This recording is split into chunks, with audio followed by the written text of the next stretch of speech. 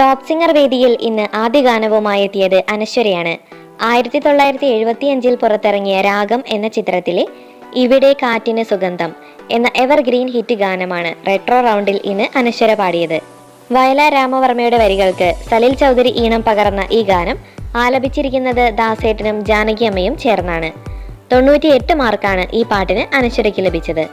1994 പുറത്തിറങ്ങിയ ഗമനം എന്ന ചിത്രത്തിലെ സിന്ദൂരപ്പൂ മനസ്സിൽ എന്ന മനോഹര ഗാനമാണ് മെലഡി റൗണ്ടിൽ ഇന്ന് അഖില പാടിയത്.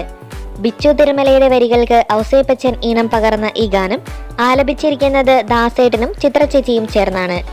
98 മാർക്കാണ് ഈ പാട്ടിന് അഖിലയ്ക്ക് ലഭിച്ചത്.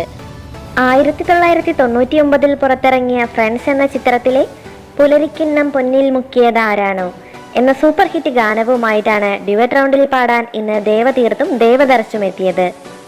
RK ദാമോദരന്റെ വരികൾക്ക് രാജാ സാർ ഈണം പകർന്ന ഈ ഗാനം ആലപിച്ചിരിക്കുന്നത് MG സാറും കൃഷ്ണചന്ദ്രനും TK ചന്ദ്രശേഖരനും ചേർന്നാണ്. ഈ തട്ടുപൊളിപ്പൻ പെർഫോമൻസിന് ദേവതീർത്തിനും ദേവദർശനും 100-ൽ 100 മാർക്കുമാണ് ലഭിച്ചത്.